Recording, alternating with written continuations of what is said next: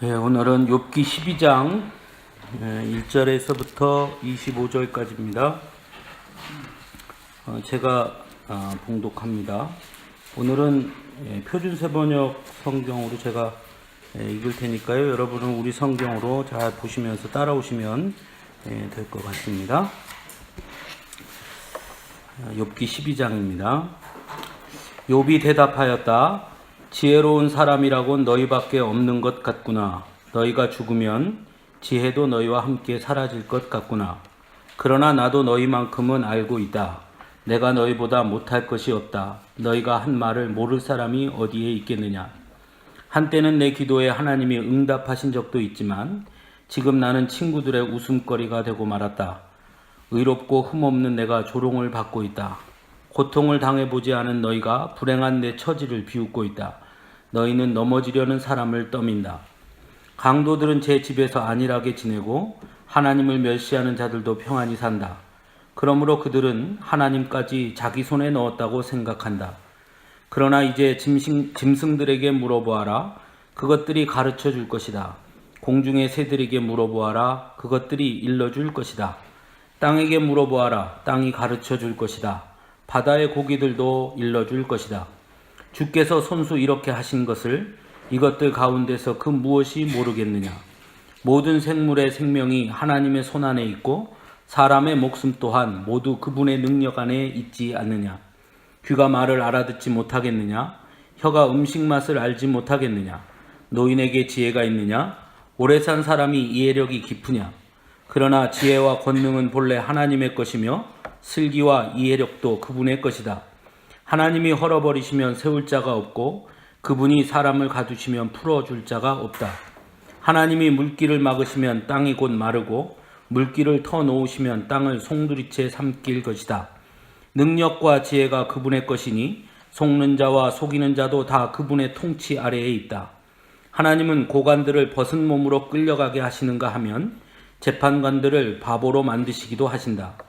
하나님은 왕들이 결박한 줄을 풀어주시고 오히려 그들의 허리를 포승으로 묶으신다. 하나님은 제사장들을 맨발로 끌려가게 하시며 권세 있는 자들을 거꾸로 들이신다. 하나님은 자신만만하게 말을 하던 사람을 말문이 막히게 하시며 나이든 사람들의 분별력도 거두어 가시고 귀족들의 얼굴에 수치를 쏟아부으시며 힘 있는 사람들의 허리띠를 풀어버리신다. 하나님은 어둠 가운데서도 은밀한 것들을 드러내시며 죽음의 그늘조차도 대낮처럼 밝히신다. 하나님은 민족들을 강하게도 하시고 망하게도 하시고 뻗어나게도 하시고 흩어버리기도 하신다. 하나님은 이 땅 백성의 지도자들을 어리 빠지게 하셔서 길 없는 거친들에서 방황하게 하신다. 하나님은 그들을 한 가닥 빛도 없는 어둠 속에서 더듬게도 하시며 술 취한 사람처럼 비틀거리게도 하신다. 아멘. 욥기 12장에서부터 13장 19절까지는 사실은 같은 내용입니다. 욥의 같은 내용이라기보단 대상이 같다는 얘기죠. 욥의 친구들에게 욥이 대답하는 내용입니다. 그리고 13장 20절부터는 이제 하나님 앞에 기도하는 이런 내용이 등장하는데요. 어쨌든 장별로 나누어서 오늘은 12장까지만 하겠습니다. 욥이 대답한 것을 보면 단순히 소발에게만 대답했다라고 보기보다는 앞에 이야기했던 친구 셋 모두에게 욥이 하는 이야기임을 우리가 알 수 있습니다. 우리가 욥기를 볼 때, 욥기를 가지고 우리 같이 이야기를 나눌 때, 또 욥의 이 드라마를 볼 때 한 가지 참 재미있는 한 가지 사실이 있어요. 그건 뭐냐면 이 욥기의 주인공인 욥도 모르고 또 욥을 조롱하고 있는 친구들도 모르고 이 욥기 안에 등장하는 어떤 사람들도 모르는 그 비밀을 이 욥기를 읽고 있는 우리는 알고 있다는 거예요. 그게 매우 독특하죠. 욥은 자기가 왜 이런 고난을 당하는지 모르고 또 욥의 친구들 또한 욥이 왜 이런 고난을 당하고 있는지 그 비밀을 모릅니다. 그런데 우리는 알아요. 그죠? 욥기 1장에서 우리가 욥기 1장을 보면서 욥이 왜 이런 고난을 당하는지, 왜 이런 고통을 당하는지는 우리 알 수 있습니다. 그런 면에서 아무 이유를 찾지 못하는 욥, 하나님 앞에 신실하고 더 옳게 살려고 애쓰고 노력했던, 정결하게 살려고 노력하던 그 욥이 자기 앞에 닥친 감당하기 어려운 고난과 고통 속에서 그 해답을 우리는 알고 있죠. 근데 그는 그 해답을 아직 알지 못하는 그 자리에 있는 그가 과연 그 어려운 문제들을 어떻게 바라보고 그 문제들 가운데서 욥이 어떻게 그 답을 찾아가고 있으며 그가 결국 어떤 답을 찾아내고 있는가, 우리는 그것을 보는 것이죠. 예. 그러니까 욥이 그 답을 알고 있다고 생각하면 안 되고요. 욥은 지금 그 답을 찾아가고 있는 것이고, 욥의 친구들 역시 그 답을 모르기 때문에 자신들이 생각하고 자신들이 알고 있는 온갖 지식을 다 동원해서 욥이 당하는 그 고난을 분석하고 또 그 욥이 당하는 고난이 어디서부터 왔는지 그 원인을 찾으려고 애를 쓰고 있는 겁니다. 그래서 욥의 세 친구들의 답은 무엇이었냐면, 그들이 찾은 답은 분명히 네가 모르지만 분명히 너한테는 뭔가 죄가 있을 거다. 이게 그들이 찾은 공통된 대답이었어요. 그러니까 원인이 없이 이런 일이 일어날 일은 없다. 그런데 우리 하나님은 분별하시는 분이고 어떤 판단을 내리는데 요만큼의 실수도 없으신 분이시니, 너에게 이런 형벌을 내린 그것은 하나님께서 재판하셔서 네가 이런 형벌을 받기에 타당한 죄가 있기 때문에 그래서 이런 형벌을 내렸다라고 이 욥의 친구들은 그렇게 인식하는 겁니다. 그러니까 욥의 친구들은 욥이 당한 그 고난을 보면서 그 고난을 가지고 원인을 유추하고 있는 거예요. 네가 이런 고난을 당한 것으로 보니 아마 이러했을 것이다 라는 원인을 유추하는 것이고, 욥은 자신이 당한 이 고난의 결과 안에서 내가 왜 이런 고난을 당했지? 내가 무슨 잘못을 했지? 라는 그 핵심을 자신에게서 찾고자 하는 것이 아니라, 내가 이런 고난을 내가 지금 이런 상황에 놓여 있는 것에는 분명히 하나님의, 내가 알 수 없는 하나님의 무언가 계획하심이 있고 뜻이 있을 것이니 그 뜻이 무엇일까? 하나님의 의도가 무엇일까?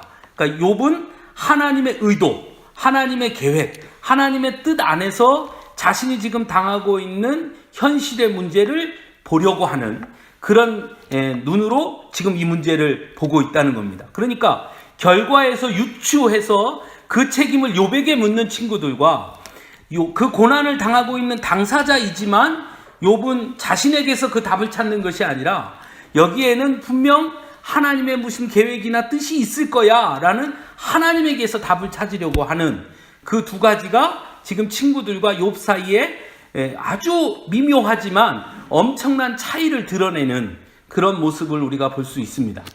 오늘날 우리들도 세상을 살아가다 보면 우리 앞에 놓여 있는 문제들을 볼 때 우리 또한 우린 인간이기 때문에 이 땅 안에서 그 해답을 찾으려고 할 때가 되게 많아요. 그리고 대부분이 그렇게 압니다.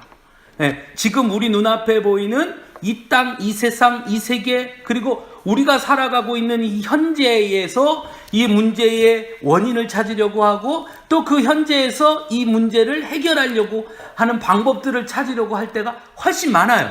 그게 인간의 모습이에요.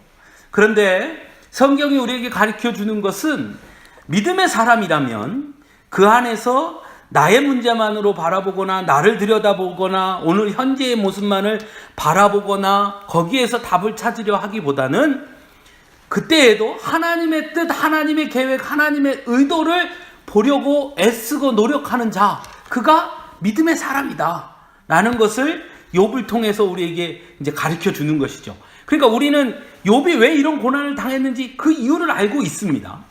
그러니까 만약 우리가 그것을 알고 있고 지금 그 옆에 있다고 한다면, 욥과 욥의 친구들이 이렇게 대화를 하고 있는데 그 자리에 만일 제가 있다면 제가 뭐라 그러겠습니까? 딴소리 하지 마라, 시끄러워, 뭘 그딴 소리를 해, 그거 아니야 라고 우린 답을 했을 거예요. 그죠? 그거 아니야 이렇게 말했을 겁니다. 근데 중요한 건 만일 우리가 가서 내가 하나님 앞에 들었는데 하나님 그게 아니래 라고 말한다고 해서 그 욥의 친구 셋이서 그래? 아이고 우리가 잘못 생각했네 하고 자신들이 이야기했던 것을 돌이켰겠습니까? 절대 그렇지 않아요. 왜 그러느냐? 그들은 제가 만일 옆에서 내가 봤는데 그렇대 라고 얘기해도 저에게도 똑같이 욥에게 했던 얘기처럼 똑같은 접근 방법으로 저에게 얘기했을 거예요. 그렇겠죠. 예. 그러니까 이것은 그 사실을 알고 있느냐 알지 못하느냐의 문제가 아니에요. 사실은 그 제일 중요한 문제는 무엇을 지금 보고 있고 어디에서 답을 찾으려고 하느냐의 문제입니다. 그죠? 그 욥이 오늘 본문에서 말하는 것은 그걸 얘기하는 거예요. 친구들이 계속해서 네가 뭐가 잘못했고 뭐 어쩌고 뭐 이렇게 얘기하잖아요. 그러면서 너 입 다물어, 너만 똑똑한 줄 아냐 이 무식한 놈아 막 이러면서 욥을 막 비난한단 말이에요. 우리가 성경에 보면 11장 12절에 소발이 뭐라고 말했나 한번 찾아보겠습니다. 11장 12절에 이렇게 말합니다. 11절부터 하나님은 허망한 사람을 아시나니 악한 일은 상관하지 하시는 듯하나 다 보시느니라. 허망한 사람은 지각이 없나니 그의 출생함이 들나귀 새끼 같으니라. 이렇게 말해요. 무슨 얘기냐면 네가 허망한 사람이다 이거예요. 너 무식하다. 넌 잘 모른다. 그래서 악한 일은 상관하지 않는 것처럼 보이지만 하나님은 다 알고 있는데 네가 그걸 모른다. 너는 허망한 사람이다. 너는 하나님의 뜻을 잘 모른다. 너는 어리석다. 하나님이 분명히 이렇게 했을 때는 분명히 네가 잘못한 것이 있었을 것인데 네가 어리석어서 네 잘못한 것을 알지 못하고 있다. 이렇게 소발이 욥에게 이야기한 거예요. 그러니까 네가 하나님은 이걸 통해서 네가 죄 있다는 걸 알려주려고 하는데 너는 무식해가지고 네 지혜가 없어가지고 그거를 못 보고 있다. 그러니까 소발이 뭐라 그러냐면 그러니까 지혜 있는 자의 소리를 들으라. 이 지혜 없는 자여, 무식한 자여, 이 어리석은 자여 이렇게 소발이 얘기한 거거든요. 그거에 대해서 오늘 욥이 이렇게 대답합니다. 니네만 똑똑한 자 아니야. 나도 똑똑해. 내가 니네보다 지혜가 없다고 웃기지 마. 나도 알 거 다 알아. 내가 니네보다 뭐가 부족해. 난 다 알아. 그러면서 뭐라고 얘기하냐면 이렇게 말하죠. 4절에 하나님께 불러 아뢰어 들으심을 입은 나도 한때는 내가 하나님 앞에 기도하면 하나님이 내게 응답도 하셨어. 나도 하나님의 응답을 들었던 사람이야. 하나님을 모른다고? 아니 나도 하나님을 알아. 니네만 똑똑하다고? 나도 똑똑해. 그럼 니네가 똑똑하면 그럼 니네 죽으면 이 세상에 지혜로운 사람은 아무도 없겠네. 이렇게 말하는 거죠. 그러면서 욥이 그거에 대해서 반론을 이제 제기하는 겁니다. 그러면서 너희들이 말하는 그 지혜, 너희들이 말하는 하나님, 그 하나님, 너희들이 말하고 있는 그 체계 속에 있는 하나님에 대한 허구성을 아주 신랄하게 비판합니다. 그래? 하나님은 항상 공의롭다고?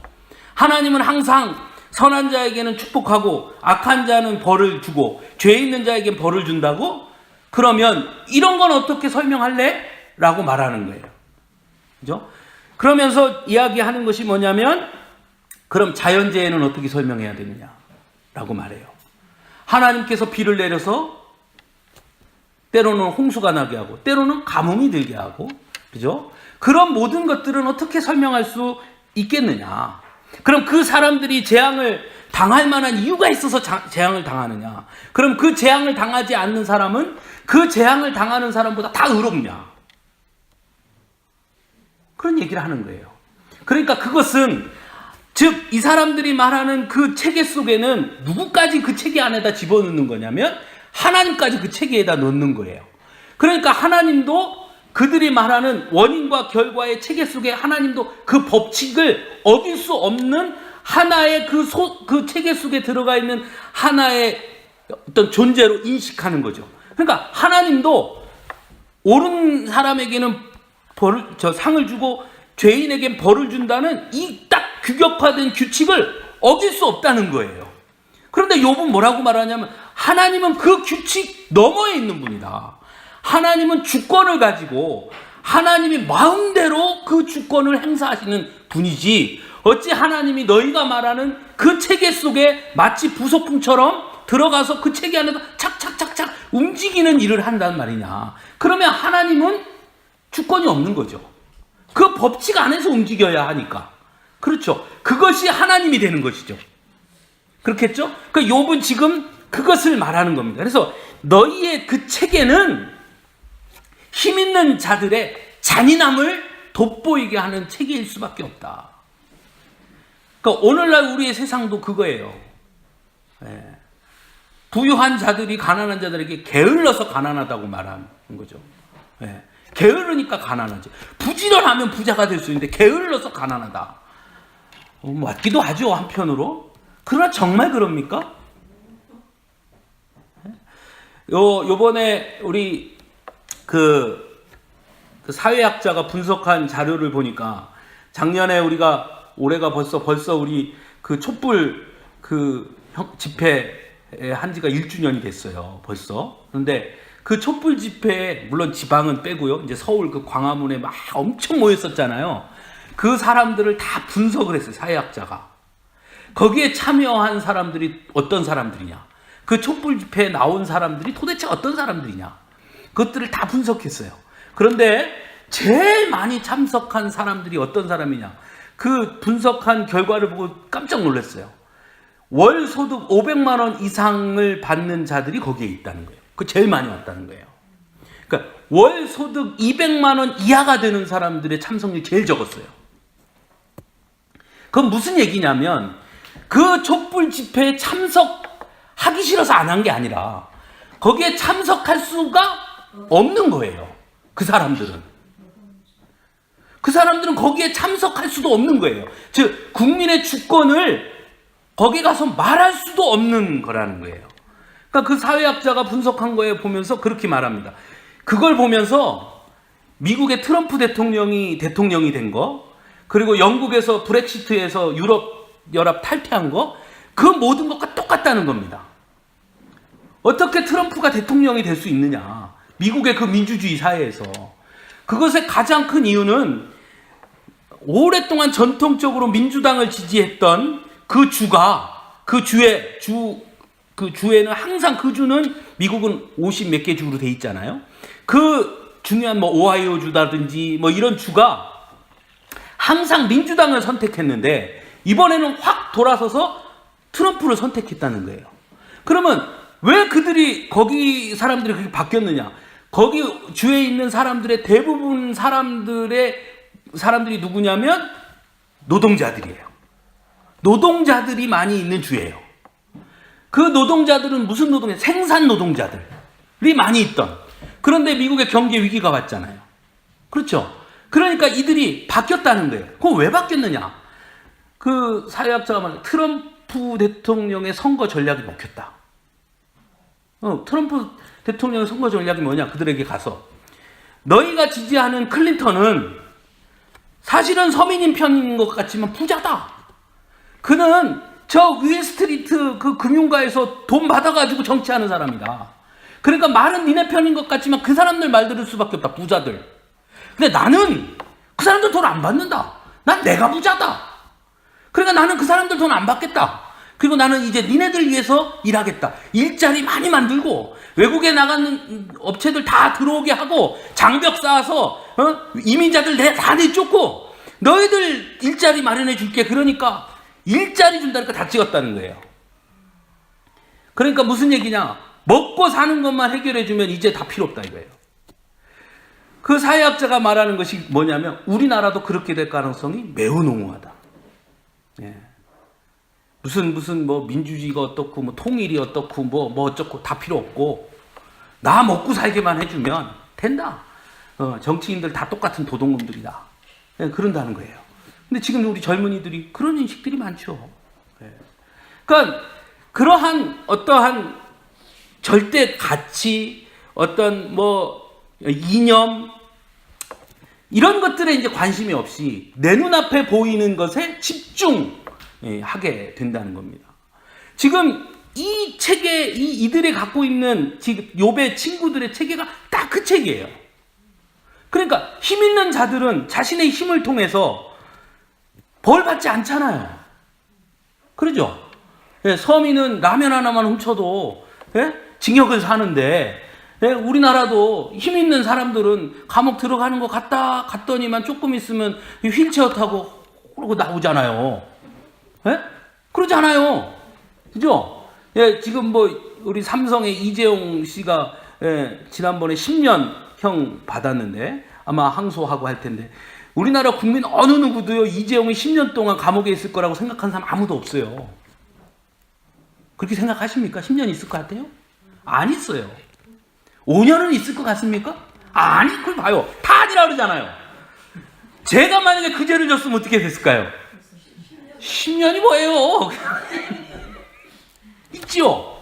자, 무슨 얘기냐면, 그러면, 자, 저는 라면 하나 훔쳐가지고, 저는 10년을 살았다고 칩시다. 그 사람은 더 큰 죄를 졌지만 2년 하고 나왔다고 칩시다. 그러면, 자, 내가 더 큰 죄인입니까?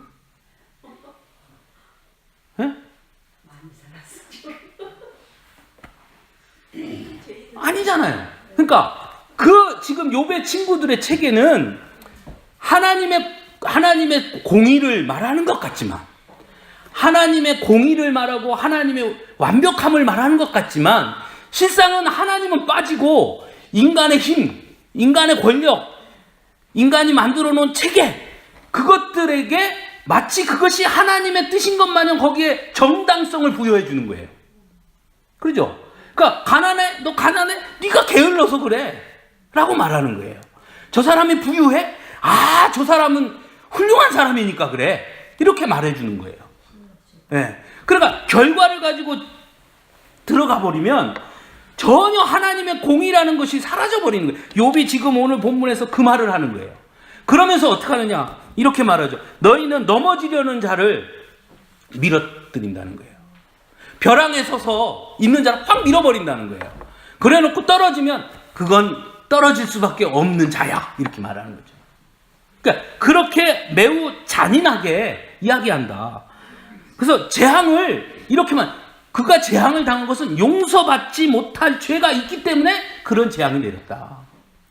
그것이, 그가 재앙이 내렸던 건 그가 용서받지 못할 죄가 있다는 증거다, 이렇게 말한다는 거죠. 그러면서 너희는 그걸 보면서 나는 그걸 안 당하고 있으니 나는 상대적으로 깨끗하다 라고 생각한다는 거예요. 그러니까 욥이 고난당하는 걸 옆에서 보면서 무슨 생각을 하냐, 너는 죄가 있으니까 그런 고난을 당해. 나는 지금 고난을 안 당하고 있으니 나는 너보다 깨끗해. 네. 나는 선하다. 그렇게 주장한다는 거예요. 그러니까 욥이 지금 그 말을 하고 있습니다. 나도 한때 하나님 앞에 기도하고 하나님과 교통하던 사람이야. 나도 하나님 알아. 너희만 하나님 아는 거 아니야. 나도 하나님 알아. 그런데 내가 아는 하나님은 너희가 말하는 그런 하나님이 아니더라 라고 말하는 거예요, 욥이. 그러면서 이렇게 말해요. 지혜와 권능이 하나님께 있고 계략과 명철도 다 그에게 있다. 너희가 말하는 지혜와 계략의 주인도, 너희가 말하는 그 지혜와 너희가 말하는 그 체계조차도, 그것조차도 그 안에 하나님이 있는 게 아니라 그것조차도 누구에게? 하나님께 있어서 하나님이 그것을 적용하고 싶으면 적용하실 것이고 적용하지 않으시려면 안 하시는 것이지. 그건 하나님의 전적인 주권인데 어찌 거기에 하나님을 집어넣느냐라고 말하는 겁니다. 그러면서 그가 헐면 다시 세울 수 없고 사람을 가두신 즉 놓아주지 못하고 라고 말해요. 하나님이 주권을 가지고 하나님의 자발적인 의도를 가지고 하나님이 행하신 일을 어찌 인간이 풀어줄 수 있으며 어찌 인간이 그것을 설명할 수 있으며 어찌 인간이 그 모든 법칙을 다 이해할 수 있겠느냐. 그러니 내가 지금 이 당하는 이 재앙은 너희가 말하는 것처럼 내가 너희들보다 죄가 더 많아서 라는 것이 아니라 여기에는 하나님의 뭐가 있다? 주권이 있다. 하나님의 뜻이 있고 하나님의 계획이 있다. 나는 그걸 묻겠다, 하나님께. 욥이 지금 그 얘기를 하고 있어요. 그러면서 여러 이유를 대죠. 자연재해는 너희들의 체계로는 설명이 불가능하고 신앙의 위인들이 고난당한 건 그럼 어떻게 설명할 거냐. 그 설명 불가능하고 때로는 하나님은 때로 우리를 알아듣지 못하게도 하시고 때로는 지혜 없는 자에게 지혜를 주셔서 하나님을 보게도 하시고 때로는 힘 있는 자를 거꾸로 들이기도 하시고 때로는 힘 없는 자를 들어서 힘 있는 자를 강하게도 하시고 그것이 하나님의 능력이다. 그것이 하나님의 주권이다. 여러분 사도 바울이 그 당시에 있었던 다른 많은 사람들보다 그럼 사도 바울이 더 깨끗해서 하나님이 글을 썼습니까? 사도 바울은 오히려 예수 믿는 사람을 잡아 가두려고 가다가 하나님께 부름받은 사람이에요. 그걸 어떻게 설명합니까? 그걸 어떻게 설명해요? 예수님 옆에 있던 강도는 뭐 얼마나 깨끗해서 마지막에 내가 나와 낙원에 이르리라 하십니까? 네? 그런 강도였잖아요. 그럼에도 불구하고 하나님이 그에게 사랑을 베푸시니까 그 한마디, 나를 기억하소서, 그 한마디, 네? 그 한마디 때문에 그는 구원받았어요. 그렇죠? 그러니까 하나님의 주권이라는 것은 우리가 설명할 수 없는 부분이 있어요. 그러면 뭐냐? 그러니까 아무것도 설명도 안 되고 뭐 하나님 마음대로 하니까 나는 모르겠다가 아니라 욥이 말하고자 하는 것은 이 대답을 그러니 인과응보에서 찾지 말고 어디에서 찾아야 되느냐? 하나님의 주권에서 이 답을 찾는 것이 맞다는 거예요. 우리가 세상을 살아가면서도 마찬가지입니다. 우리가 세상 살아가면서 때로 설명 안 되는 일이 얼마나 많습니까? 우리의 지혜로 설명이 안 되는 일이 얼마나 많습니까? 네. 제가 아는 우리 시찰 관내 목사님인데 이 목사님이 교회를 그만두신다 그러더라고요. 그래서 왜요? 그랬더니 그냥 그만두고 쉬려고 그런다고 그러세요. 그런데 그 아들이 여러분 들어보셨는지 모르겠어요. 비트코인이라고 들어보셨어요? 가상화폐? 잘 모르시죠? 네. 그걸 해가지고 대박이 났어요. 그래서 몇백억 가까이를 벌었어요. 네? 그러니까 그 아들이 아주 그냥 효자인가 봐요. 그래서 어머니 아버지가 그냥 조그만 교회에서 이렇게 어렵게 목회하고 그러는 거 보고 안쓰러워서 그만하세요. 이렇게 하고 이제 했다고 그러시더라고요. 그러면 도대체 그 아들은 얼마나 잘해가지고 하나님이 그런 복을 내리셨을까? 네? 쉽잖아요, 그죠? 네. 좀 우리한테도 그런 복을 좀 내려주지. 자, 그런 걸로만 다 설명할 수가 없는 거예요. 그렇게 하나님의 은혜겠지요, 그것도. 그러나 그렇게 안 되는 것도 하나님의 뜻이 있는 거예요. 네. 그렇지 않아요? 네. 어떤 사람은 똑같이 주식에 투자했는데 누구는 그냥 대박이 나는 사람이 있고 어떤 사람은 쪽박을 차는 사람도 있고 그잖아요. 그걸 어떻게 설명합니까? 네? 그것도 하나님이 하십니까? 그러니까 우리가 그 모든 것들에 그렇게 다 갖다가 하면 안 되는 거예요. 오늘 본문에 20절에 이렇게 말합니다. 충성된 사람들의 말을 물리치시며 늙은 자들의 판단을 빼앗으시며 이렇게 되어 있는데, 충성된 사람들라고 되어 있는 이 말씀은 아까 제가 표준세 번역 읽을 때도 그렇게 읽었는데 자신만만하게 말을 하던 사람들의 말문을 막히게 하신다 그래요. 즉 뭐냐면 확신을 가진 사람들.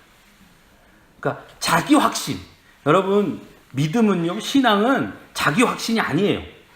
자기 확신과 믿음은 별개입니다. 때로 그것이 같을 때도 있지만 때로는 자기 확신이 하나님의 뜻을 가로막는 경우도 있어요. 네. 그 항상 주의해야 돼요. 네. 자, 제가 여기가 아파요. 여기가 만약에 제가 기도했어요.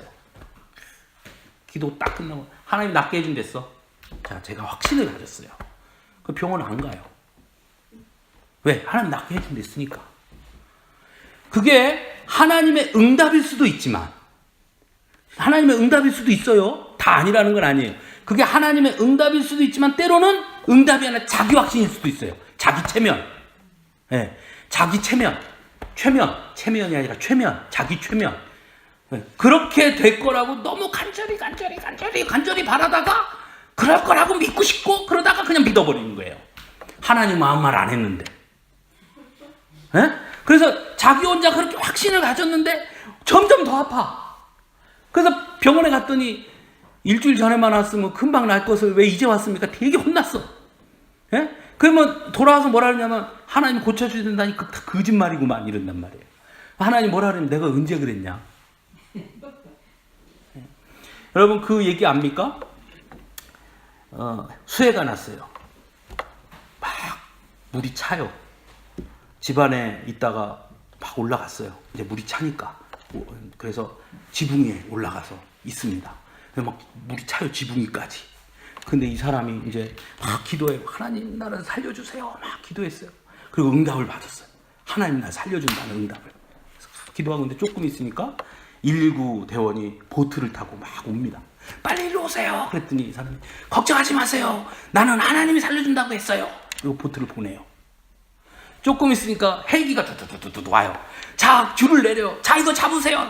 걱정하지 마세요. 하나님이 나를 살려준다고 했어요. 그리고 헬기도 보내요. 그러다 물이 차서 그만 죽었어요, 이 사람이. 그래서 하늘나라 갔어요. 하늘나라 가서 하나님 앞에 따집니다. 하나님, 어떻게 그럴 수가 있습니까?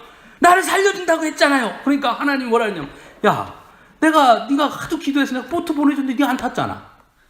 네가 안 타서 내가 헬기 보내줬는데 네가 실패했잖아. 그럼 나보고 어떻게 하라고?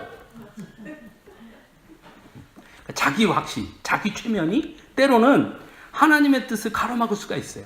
그럼 어떻게 해야 될까요? 우리가 하나님의 응답과 나 스스로 자기 최면과 어떻게 구별해야 될까요? 네? 그 어떻게 찾아야 됩니까? 그게 답이, 그게 중요해요. 하나님의 답을 찾는 방법은 뭐냐면, 내 확신이 아니고, 말씀이에요. 말씀에서 찾는 거예요. 또 하나. 자, 내가 응답 받았어요. 제가 응답 받았다고요. 그래서 제가 우리 김 장로님한테, 장로님이 이제 저한테, 목사님, 그 아픈 병원 좀 가세요. 장로님, 제가 기도했더니요, 하나님이 그냥 고쳐준다고 했어요. 이렇게 말했어요. 그랬더니 김 장로님이, 아멘! 저도 기도했더니, 목사님, 그럴 것 같았습니다. 하나님이 저에게도 걱정하지 말라 하셨습니다. 안 장로님도 걱정하지 마십시오. 하나님 그렇게 답하셨어요. 고 장로님도 걱정하지 마세요. 하나님 그렇게 답하셨어요. 우리 공동체에 있는 사람들이 다 그렇게 믿고 그렇게 답을 얻고 그러면 가보는 거예요. 근데 내가 하나님이 고쳐주신다고 했어요. 그랬더니 김 장로님이 돌아서서 큰일이구만. 큰일이야.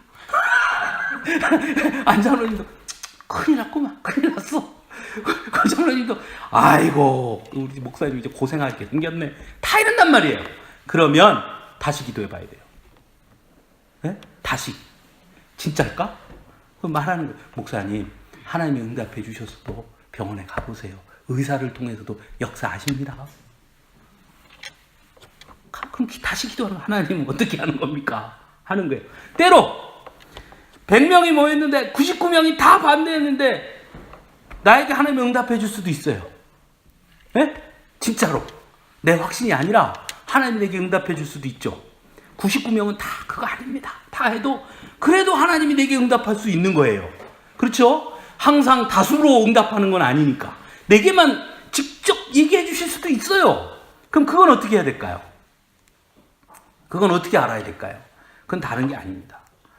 그것은 반대하는 사람들의 이야기를 들어도 내 마음에 흔들림이 없어요. 하나님이 주시는 응답은. 네. 그렇게 찾아가는 거예요. 물론 그게 완벽합니까? 그건 잘 모르죠. 저도. 그렇게 찾아가는 것입니다. 그래서 또 기도하고 또 기도하고. 여러분, 기도원이 하나님이 기도원을 불러서 너 가서 싸워라 그러니까 기도원이 어떻게 해요? 확인하죠. 그거 진짜입니까? 그러면 내가 여기 양털을 갖다 이렇게 놓을 테니까 내일 아침에 눈을 떠서 가봐서 양털에만 이슬이 내리고 딴 데는 이슬이 없으면 내 하나님 뜻인 줄 알겠습니다. 딱 갔어요. 그랬더니 어떻게 돼 있어요? 진짜 그렇게 돼 있어요.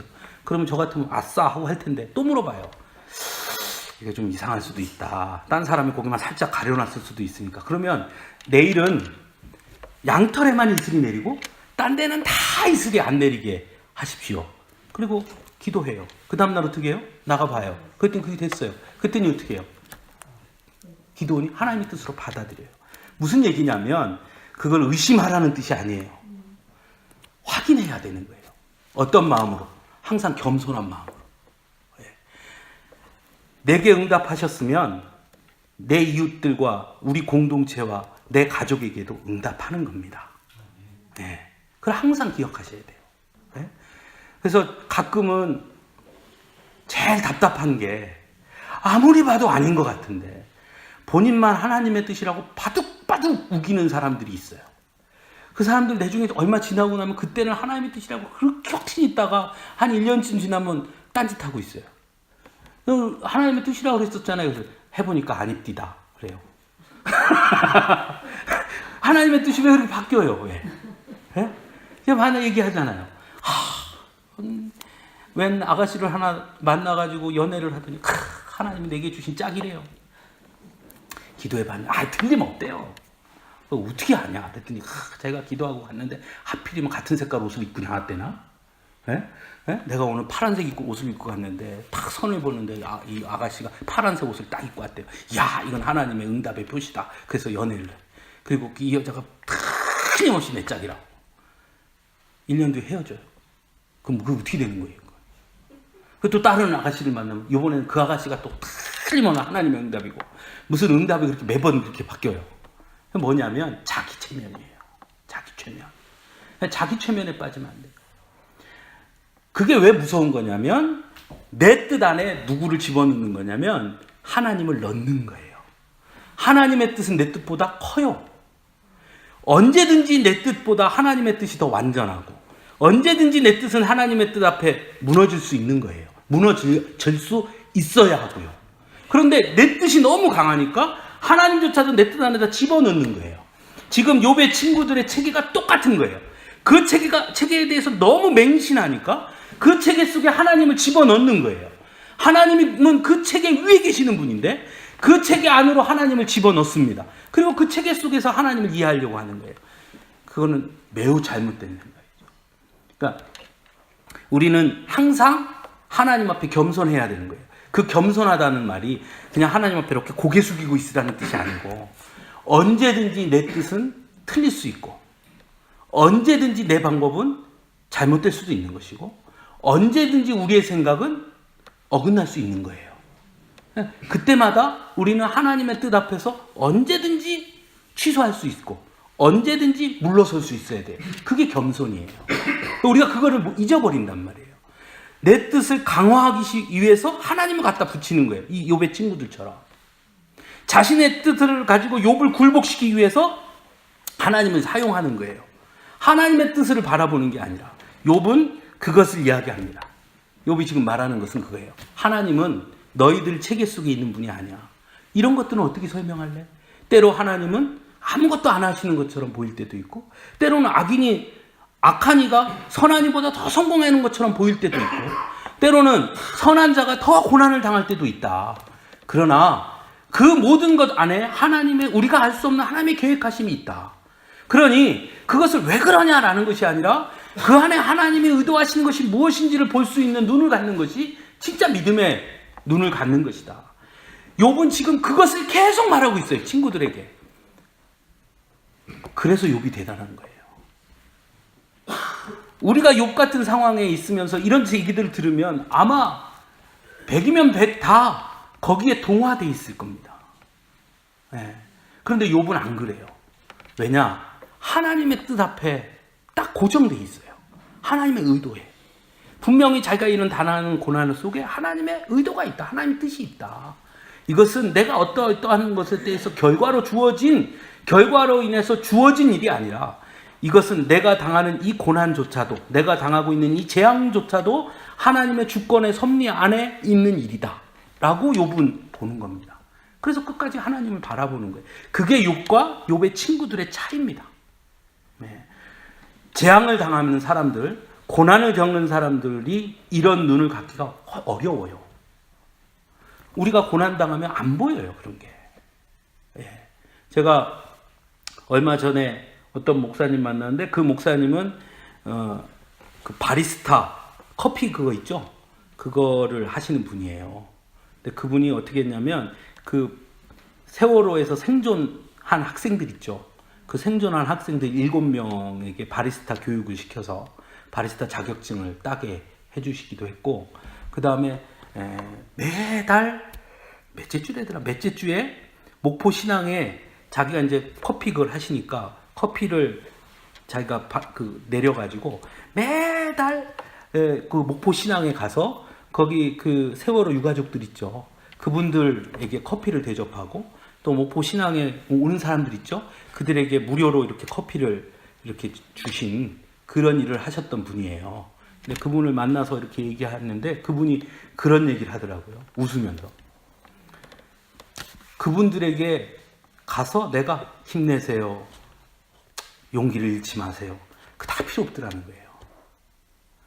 그냥 자기가 내린 커피 따뜻하게 커피 내려가지고 그 커피 그냥 이렇게 한 잔 주면서 커피 한 잔 하세요. 이게 제일 큰 위로더라. 그 사람들한테 가서 내가 뭐 이러쿵저러쿵 말하는 게 그 귀에 들어오겠느냐. 그냥 내가 가서 그냥 가만히 옆에 가서 커피 내려서 커피 한 잔 하세요 하고 따뜻하게 해서 커피를 드리면 처음에는 받지도 않고 처음에는 그냥 본 척도 안 하고 하더니 매달 가서 그걸 하니까 그 다음부터 와서 어디서 오셨어요 뭐 하고 그래서 내가 어디 목사인데 내가 여기서 이렇게 합니다. 그랬더니 와서 이야기도 하고 기도도 해달라고 하고 그리고 같이 울고 그러면서 나중에는 그 가족과 그냥 하나가 돼버리는 거예요. 그러니까 그게 진짜 위로더라. 그리고 그 안에서 자연스럽게 예수님이 나타나더라. 그런 얘기를 하시더라고요. 근데 많은 사람들은 뭐 했습니까? 어떤 사람은 그러길래 왜 수학여행을 보내가지고 뭐 거기서부터 시작해가지고 막 똑같은 일들을 하잖아요. 아니라 오히려 그 일을 통해서 그 유가족 중에 한 분이 그런 얘기를 했대요. 우리 딸이 목사님 만나게 해주려고 갔나 봐요. 그러더래요. 네. 다른 거예요, 그게. 그죠? 그러니까 진짜 우리가 해야 할 것은 그 고난의 자리에서 무엇을 평가하고 분석하고 판단하고 뭐 하기는 것이 아니라 우리가 하나님의 의도, 하나님의 선하심을 믿고 하나님의 공의를 믿고 분명히 이 일 안에도 하나님은 함께하고 계시고 하나님의 주권 안에 있다는 것을 우리가 확신한다면 그 안에서 우리는 그것을 견뎌내기도 하고 같이 아파하기도 하고 눈물도 흘리고 그럴수록 하나님 앞에 더 기도도 하고 하는 그런 모습으로 있어야 돼요. 욥이 바로 그런 모습으로 있는 거예요. 욥의 친구들은 그렇지 못했고요. 우리 또한 삶에 많은 어려움들이 있을 때 우리의 삶의 그 고난 안에서 우리의 모습은 어떠한가 그래 한번 돌아봐야 돼요. 우린 지금 어떻게 하고 있나. 그러니까 분석하고 판단하고 비판하는 건 누구나 다 합니다. 근데 진짜 믿음의 사람은 분석하고 판단하고 비판하는 것도 중요하지만 때로는 그 안에서 하나님의 의도, 하나님의 뜻을 볼 수 있는 그 눈을 갖는 것, 그것이 매우 중요하다. 그러니까 욥은 오늘 우리에게 그것을 가르쳐 주는 겁니다. 그러니까 욥기는 우리에게 그걸 전해주는 책이에요.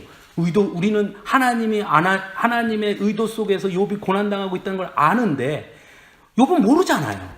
그런데 욥이 어떻게 그것을 받아들이고 그 안에서 욥은 어떤 태도를 취하는가를 통해서 진정 믿음 있는 사람, 이래서 욥을 하나님이 의로운 자라 하셨구나 하는 것을 우리가 보게 되는 것이죠. 오늘은 친구들에게 그렇게 말했지만 13장에 가면 친구들에게도 말하고 그리고 13장 20절부터는 하나님 앞에 기도하는 욥의 모습이 등장합니다. 이러면서 14장 22절까지가 일부가 끝나요. 그러니까 일부라는 건 뭐냐면 욥의 친구 셋과 욥이 한판 붙은 거 끝.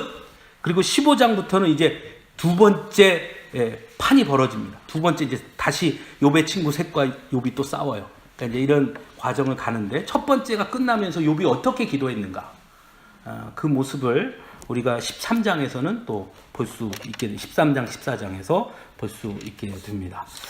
같이 기도하겠습니다.